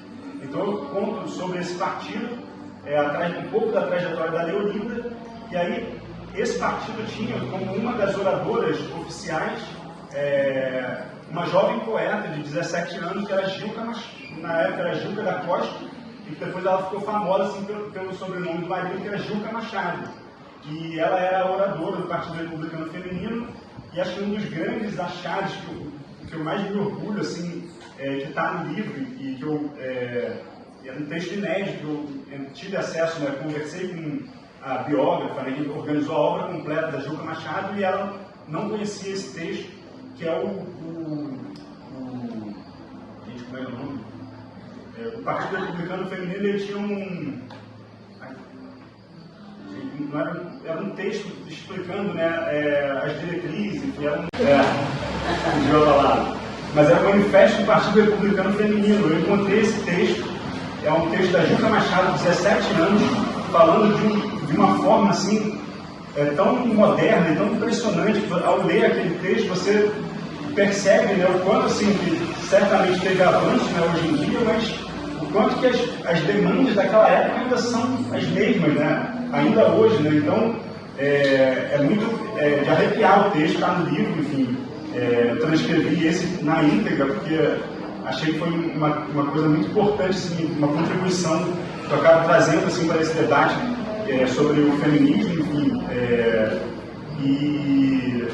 Então eu conto sobre a Gilca Machado, conto um pouco sobre a Júlia Lopes de Almeida, a Carmen Dolores, aqui no Rio de Janeiro, e falo também no final do livro já sobre o Lavínia Merveillez e um pouco o que são os poemas, né, traduzir alguns deles livremente, né, mas tentando manter ali a métrica e as rimas. E aí um dos poemas que está o Lavínia Merveillez são 33 poemas sobre o Rio de Janeiro, sobre a viagem que ela fez. E um dos poemas, e a maior parte desses poemas, eles são dedicados a personalidades que receberam a Jane naquele momento, em 1911. Então tem um poema em homenagem ao Pinheiro Machado, que era o senador, né? Tem um poema em homenagem a um tradutor belga que morava aqui, traduziu o primeiro livro do Machado de Assis para o francês, que era o Adrien Delpech, um professor também do Pedro II. Ela dedicou poemas a personalidades, a Gilda Lopes de Almeida, e tem um poema dedicado a Laurinda dos Santos Lobo, que a Laurinda e ela se encontraram aqui. Tem uma charge que está até aqui em exposição, que é uma roda, são pessoas dançando, assim, um desenho que retrata o salão da Laurinda. E nesse desenho tem a Jane, nesse desenho tem a Laurinda, tem a Jane, tem o Arthur Napoleão, tem o João do Rio, tem o Bernardelli, tem toda a sociedade ali daquele momento, e a Jane acabou entrando, né, nessa imagem, e essa imagem também acho que me despertou muita curiosidade, assim, de saber quem era a Jane, né, porque ela está ali se divertindo, e acho que é uma charge que expressa, talvez melhor do que qualquer fotografia, né, um pouco do espírito daquele momento. E essa charge é de um desenhista chamado Emílio Cardoso Aires. Então, a Jane, ela frequentou esse salão, então são muitas, apesar de ser uma história muito antiga, né, passada muito lá atrás, é isso, eu encontrei um poema que a Jane escreveu para a Laurinda, encontrei uma imagem da Jane dançando no salão da Laurinda, encontrei uma imagem de um pintor inglês pintando a Laurinda, e foi o mesmo que fez o frontispício do livro da Jane. Então, eu consegui encontrar muitas peças e montar um quebra-cabeça. As coisas assim, até cruzadas. Assim, toda hora, né, as referências iam se cruzando, só que para você, não tendo nada escrito, né, para você poder encaixar todas essas pecinhas, foi um trabalho que levei 12 anos para fazer, não foi assim ininterrupto, né, eu comecei, parei, enfim, tinha que trabalhar. Meu filho estava aí, mas tinha 1 ano de idade, já, com 15, o outro nasceu no meio do caminho. E aí eu vou ler aqui o poema, só para encerrar, que a Jane fez em homenagem à Laurinda, mas no livro tem muitas outras histórias, tem um card de imagem muito bacana também, enfim, fala ali de outros acontecimentos importantes do Rio de Janeiro de 1911. E a Jane, ela escreveu um poema chamado As Flores. E aí eu percebi nesse poema que elas tiveram algum entrevero, assim, né? Não foi uma amizade ali, que acho que teve um debate ali sobre alguma questão que o Rio não ser tão florido quanto Paris. E aí a Laurinda, ela responde a Jane, e a Jane aceita a resposta, enfim. E esse poema ele foi publicado pela primeira vez no jornal O País, no Jornal do Comércio, aqui no Brasil, em outubro de 1911. A Jane ainda estava aqui quando saiu esse texto. E vou ler aqui. Nesta soberba cidade onde o sol impera, como um manto real ao ombro do Eldorado, mimas com o amor tão adorado, mimas com o amor o mar tão adorado, e forma um diamante em sombria pedra. No rio todo em ouro, pureza, cor, ousaria dizer sobre majestosa árvore junto à oliva palmeira, ante o brilho mármore não há suficientes rostos em flor. Voz de ofertas, dama, em face a uma tréplica, a orquídea tão esbelta e a rosa que sangra, buquê de aurora e pôr do sol que deslumbra. Parece em vossa mão um céu meigo e acerto, e vós o oferece sorrindo um pouco, tenra, altiva, aparenta não ter malícia. A beleza imiscuída, a vossa mão lisa, não é nada além de um adorável jogo. Portanto, eu sei o sinal e vos entendi, e vos agradeço a apurada lição. O olhar calado atesta o divino som, num riso a vida alumia e arrepia-se, pois não é acreditar num sonho universal, abraçando o passado e por vir da hora, sente-se apenas as belezas de fora, ignora o senso terreno e o celestial, sem penetrar ao coração injuriado, coração enredado, amável Salvador, quem busca as amizades e o seu amor, e fenece sem cumprir seu gênio excelso. Sente-se prazeres, mostra-se rigores, para o magnífico ou para o menor da pátria, mas confissão quente invade um canto sua área, o que esperar de corações indolores. Embora não se seja acre, revel, fútil, acerca-se, sem ver a alegria e as dores, caminha-se sem admirar as flores, como a existência doce, bela e sutil. Logo uma mulher acena com verdade as belezas todas ingênua, leal.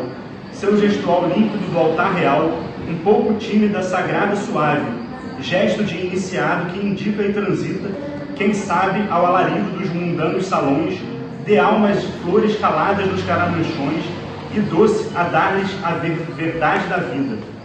Seu gesto que lembra o espírito disperso, que no mundo o único bem é ser sensível, e que a ilusão que se seja, e que a ilusão que seja apenas acessível, é a que do coração pleno deslizou, que disse: ó, o belo é falso se não for meigo, o que não emociona não nos vem do céu. Seu gesto vigilante, seu gesto fiel, gesto de ideal e reflexivo afago. Aí um travessão, né, que provavelmente transcrevendo, né, o diálogo que ela ouviu. Não, aí talvez ela, a própria Jane falando, né, para Laurinda, né? Atenção, dama, um gesto eleito de uma irmã que prova com graça e bondade ligeira que a mulher jamais será em antro algum estrangeira. Ó irmã, mais tenra que toda a ternura vã. É isso. Esse foi o encontro da Jane com a Laurinda.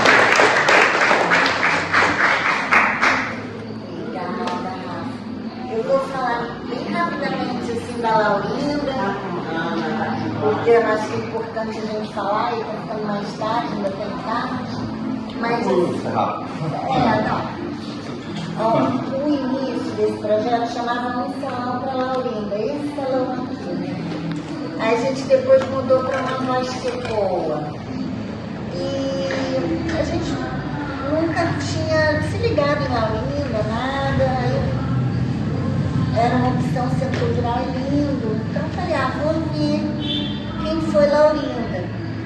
E todo mundo, e até vários artistas, vou fazer homenagem a essa dondoca, né?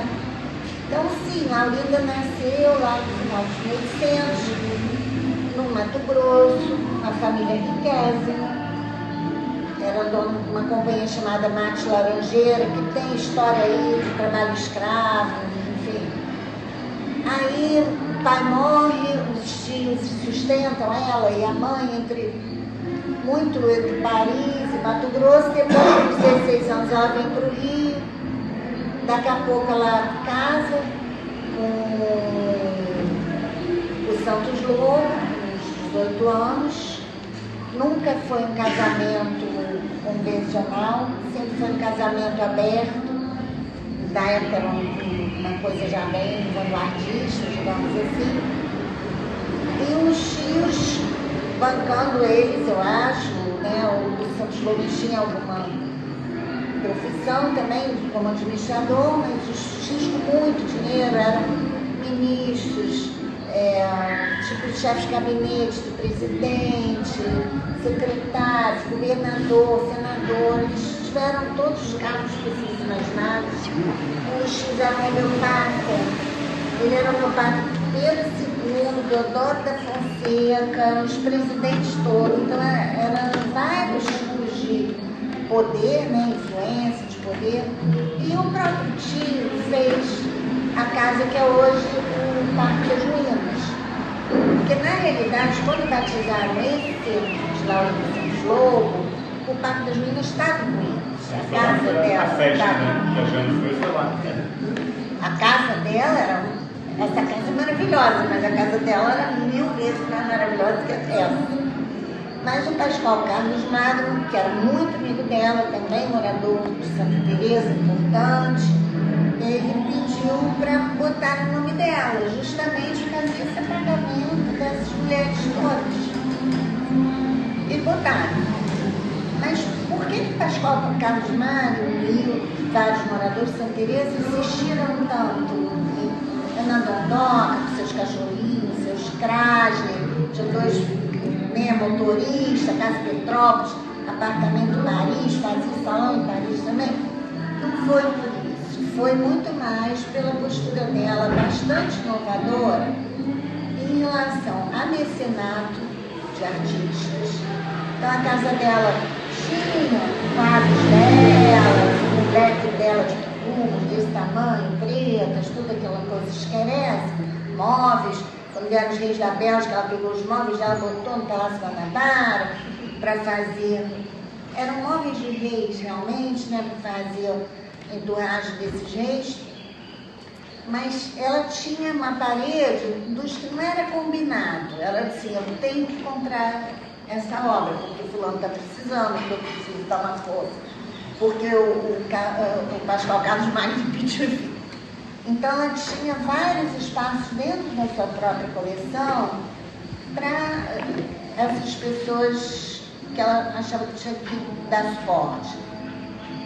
Bastante acadêmicos, né? Augusta até brinca, né? Assim, ela tinha um gosto ainda bastante acadêmico, né? Uma pessoa do outro século, diferente da Beatriz, que se frequentava e tinha, né? Também a Paris trouxe o que era moderno na França e anti-acadêmico. A Laurinda ainda não, mas dando muito ponto. Então, por exemplo, ela com a Olga Penteado, em São Paulo, elas se organizaram para arrumar um dinheiro para quem? Vila Lobos e para a França. E ele conseguiu, a partir dali, ser conhecido no mundo inteiro, porque ela também mexia os pauzinhos lá na França. E foi pedido de Pascoal. E do jeito que ela fez com Vila Lobos, ela fez com muitas pessoas. Então, essa postura mecenas já valeria a homenagem. Mas, olhando melhor, nesse partido que o Rafa falou aqui, quem está lá nos congressos feministas, pioneiros, sufragistas, 100% dessas ocorrências está a Laurinda junto. Então, ela emprestava o prestígio enorme dela. Então, no que parecia que Laurinda era a imprensa. E aí, todos esses lugares, e a coisa do voto feminino, se é algo esperado, normal, essas pessoas, que até a dona do Marguerite, a dona da coordenadora do fundo, ela era linda, caríssima, muito relacionada, ela falava, eu uso mesmo a minha beleza, a minha influência política, a minha influência social, para uma pauta que a gente acha que merece.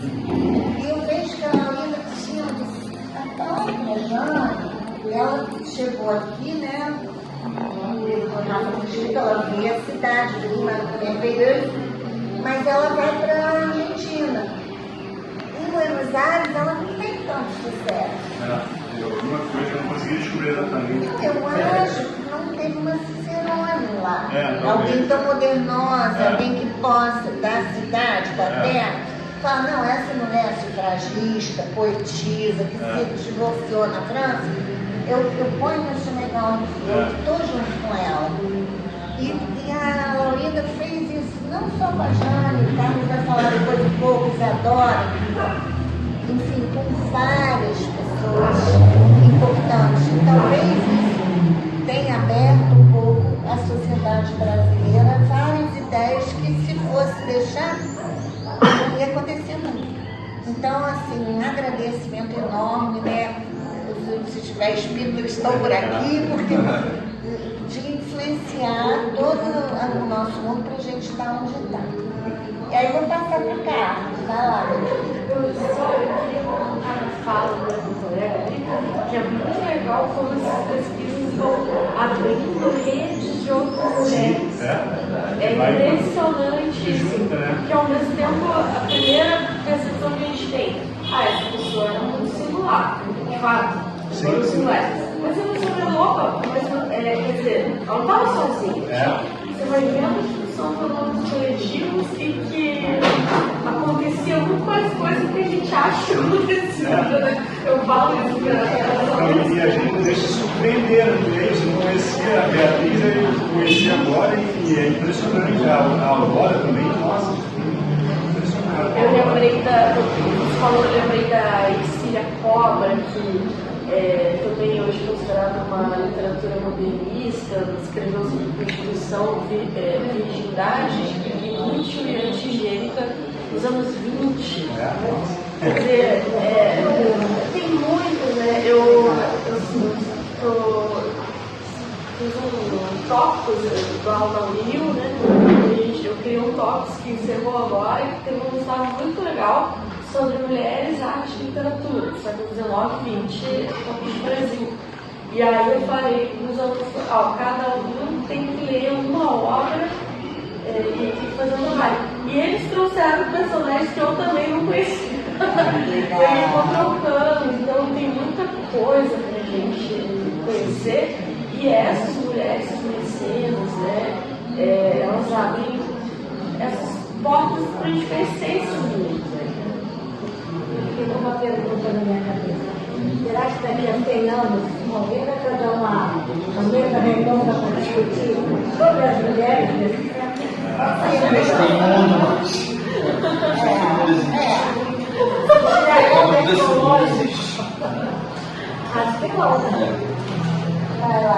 Bom, meu nome é Carlos, eu acho que alguém já me conhece aqui, já trabalhei com a gente por um tempo já. Fala mais alto um pouquinho. Minha garganta está horrível desde ontem, então eu danço com muito baixo. Está horrível essa mudança de tempo. Bom, em primeiro lugar, o tema da mesa é bem interessante porque a maioria dos casos eu não conhecia. Isso para mim é uma coisa bem interessante. Eu conheço a Laurinda, cara, claro, mas a Nice, claro, também, mas a fundo eu não conheço ela. Foi até por causa disso, foi até feito com a Isabela de início. Antes eu desculpe, eu não me apresentei, eu sou crítico, sou mestrando em literatura, doutorado em arte também, mas eu não conhecia, digamos assim, Nise e Laurinda. Eu fiquei procurando qual era a ligação entre as duas, física mesmo, porque a Isabela falou agora da Laurinda, é interessante que você falou de uma passagem, digamos assim, mais política e pública dela, né? E claro, tem as festas dos salões, tem os saraus, tem, enfim, as festas, aquela parte mais noturna dela, digamos assim. E eu fui pesquisar, digamos assim, de início, eu falei, não, mas a Nise e a Laurinda, qual é a ligação entre elas? Enfim, são intelectuais, são, entre aspas, contemporâneas também, né? Apesar de uma estar na década de 30 presa, praticamente, e a outra ainda está fazendo mecenas ainda, né? Trabalhando com arte, vários intelectuais. Isso também foi uma coisa bem curiosa. Mas só são da década de 50 que são praticamente que elas se cruzam. Década de 50, 60, um pouquinho, elas acabam se cruzando um pouquinho. E nisso tudo, eu acho que, enfim, tanto a Nilce como a Laurinda, aparece no meio disso tudo uma terceira personagem que sempre me atraiu, digamos que foi a Isadora Duncan. É uma personagem, enfim, uma dançarina, para quem não conhece, uma dançarina que ela cria praticamente a dança moderna. Ela rompe coisa, rompe os novos, se não me engano. Aí depois consegue trabalho na França, ela é comunista. Ela é interessante até do ponto de vista que ela tem sido revisitada agora, os estudos de gênero, até, sobre, enfim, qual é a sexualidade dela, eles estão revendo. Porque ela, enfim, bom, é comunista, isso sempre foi considerado. Mas os estudos de gênero, digamos assim, das últimas, digamos, décadas, têm revisto desse ponto de vista dela, sexualidade, etc., quem era essa personagem, todo. Mas enfim, ela pega, sai dos Estados Unidos, vai para a Europa, abre algumas academias para ajudar, digamos, pobres mesmo a dançar, enfim, introduzir o método de dança moderna dela. Ela chega na União Soviética, enfim, e se ferra, de certa maneira, direto. Enfim, não é aquele sonho, não recebe nenhum apoio total. Enfim, ela chega, digamos, a pensar que a União Soviética é socialista, daquela época não vai poder ajudar, mas não, enfim, ela não recebe nada. Acaba voltando para Paris, digamos assim, vive durante um bom tempo em Paris, volta, digamos assim, aos Estados Unidos, algumas passagens também, nesse circuito, digamos.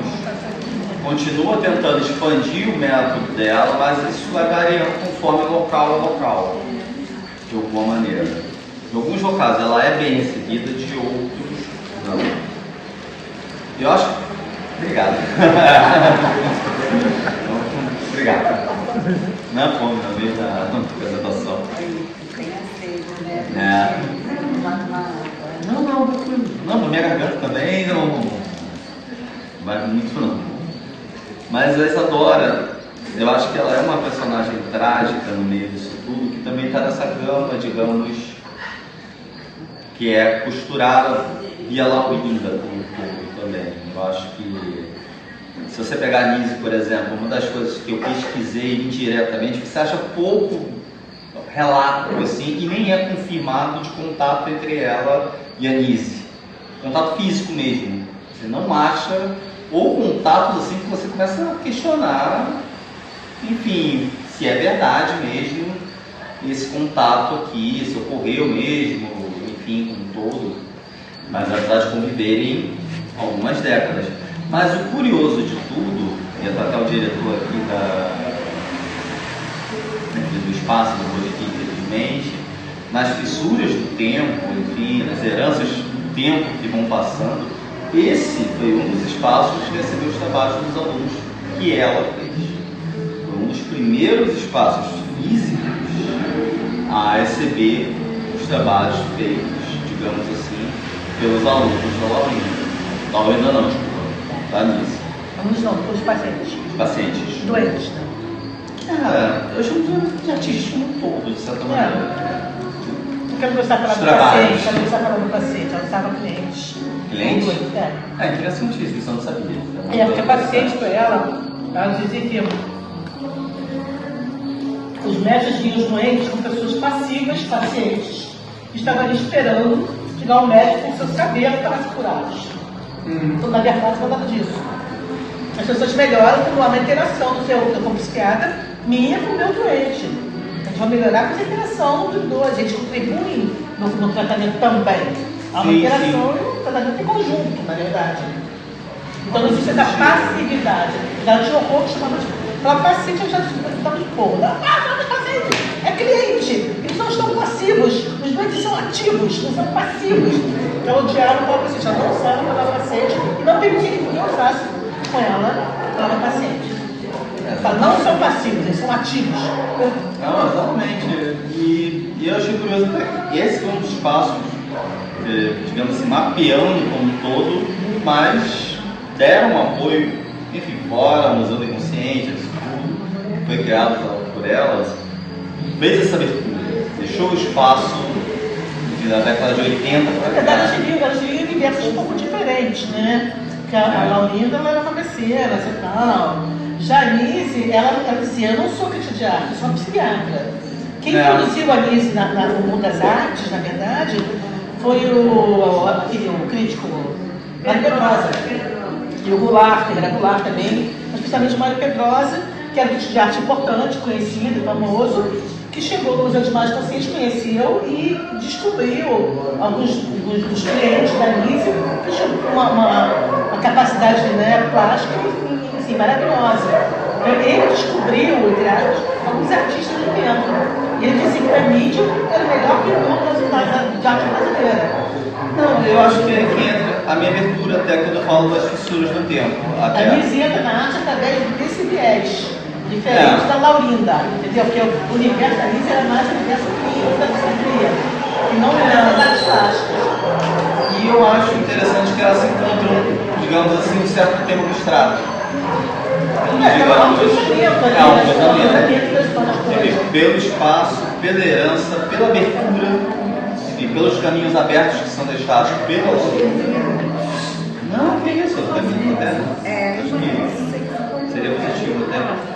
Eu acho que a Laurinda, ela consegue abrir portas e caminhos e trajetórias ali nos anos 50 mesmo, que ela falece. Não me lembro exatamente como que ela falece agora, mas nos anos 50. Nos anos 50 que a Laurinda falece. Nos anos 50. Mas ela deixa uma série, digamos assim, de espaços, de, digamos, gatilhos, estruturas já pensando em artistas seguintes. Se a gente pegar a arte contemporânea já, que é a especialidade até, ela consegue influenciar uma série de artistas que vêm depois. Ela consegue abrir caminho já, criar uma estrutura, digamos, trajetórias, digamos, ou caminhos para quem vem depois. E isso se inclui, digamos assim, quem era da Nise também. Isso é bem legal. Ela abre essa porta inteira, digamos assim, cuida o circuito como um todo. Aí depois, enfim, nos anos 80 a gente consegue colocar bispos e a outra discussão, mas também se atravessa um pouco disso aqui também. Mas eu acho que a Laurinda, ela consegue de alguma maneira conversar com, enfim, a Nisso com o tempo. Eu acho. não sabia quem era o outro. Se cruzaram. É. A trajetória das duas se cruzou ali. Mas eles viviam um universo um pouco diferente. Em campos diferentes. Como a Beatriz, como a Maria Carlos. É uma teia invisível, é diarética, né? Uma teia que acaba se cruzando. No fundo, todo mundo se cruzou. É uma teia diarética que não tem como prever.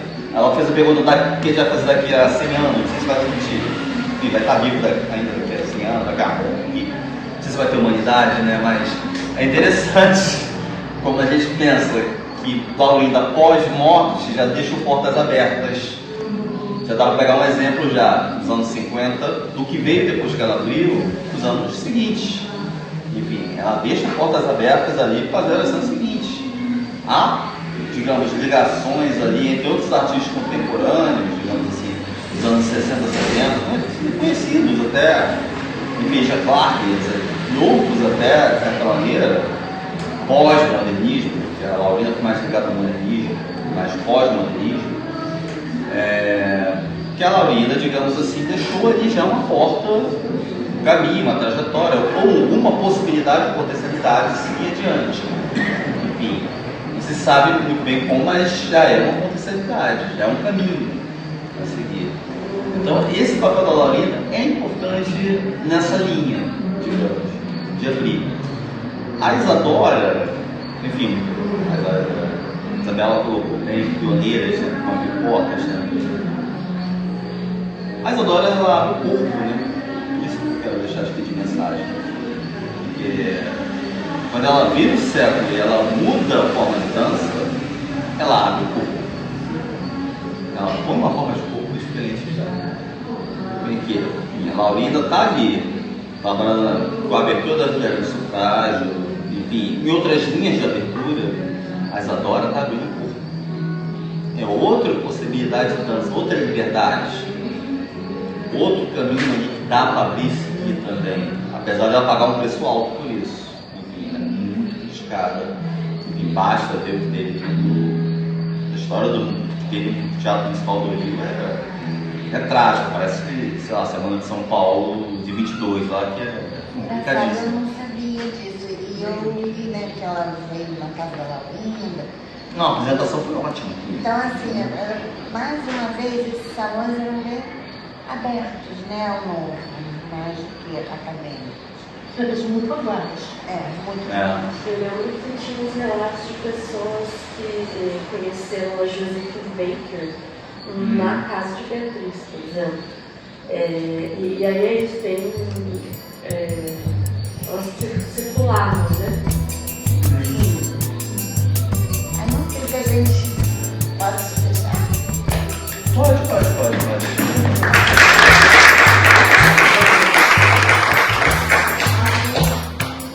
Quer botar alguma coisa aí, que a plateia tá tão observadora, né?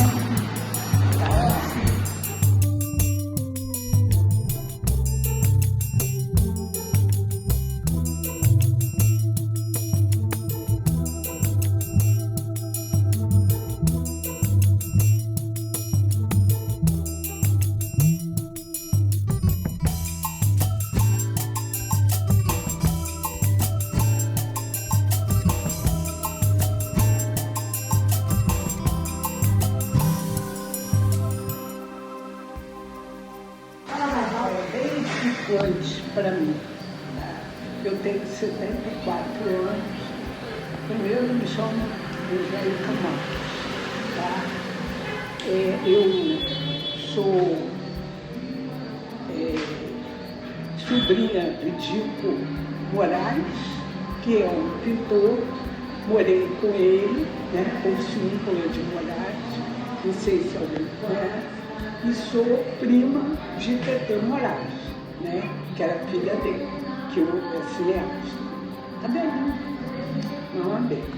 E aí, para mim, o que somou foi que os improváveis se tornam prováveis para abrir portas, começar a abrir portas, como eu falei, sabe?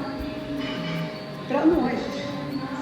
Porque nunca é tarde para a gente abrir porta para o outro, né? Eu sou artista plástica há pouco tempo, né? Em relação a essa gente toda. Eu sou artista plástica há pouco tempo, eu tive um acidente e Deus me inspirou para essa área. Eu sou formada sou doutorada em decoração de interiores e aí resolvi ir para essa área porque eu não gosto de ficar parada, né? E eu estou achando muito interessante que eu tenho filhos e netos, eu tenho amigos e que podem ter como testemunho que nunca é tarde para abrir portas. Seja vida complicada ou não, né? A vida pode ser muito complicada para quem tem dinheiro ou não. É uma questão de você ter em si mesmo a questão de abrir portas para o outro. E é isso que eu quero fazer na minha vida, deixar um legado que nunca acaba. De novo, né? Revolucionar várias coisas. Todas elas já tinham pré-estabelecido do sistema que elas não aceitaram e elas se transformaram.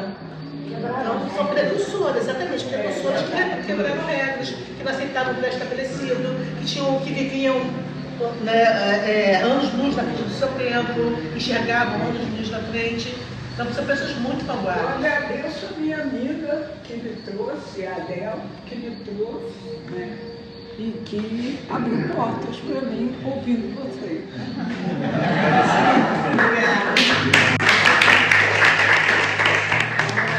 gente tem que fechar, por isso eu quis fechar o centro, mas eu queria agradecer a essas pessoas que vieram aqui contar essas histórias melhor do que Sherazade, tarde deliciosa, ao público que também está junto, e a gente vai botar isso no YouTube, e vamos mandar no chama da Capucha, depois se vocês quiserem mandar para outras pessoas que possam se interessar, porque sempre que a gente fala, né, das pioneiras, sempre que a gente conhece esse lugar, só assim que a gente vê o status quo, não está tão bom, é que a gente vai em frente mesmo. Muito, muito obrigada.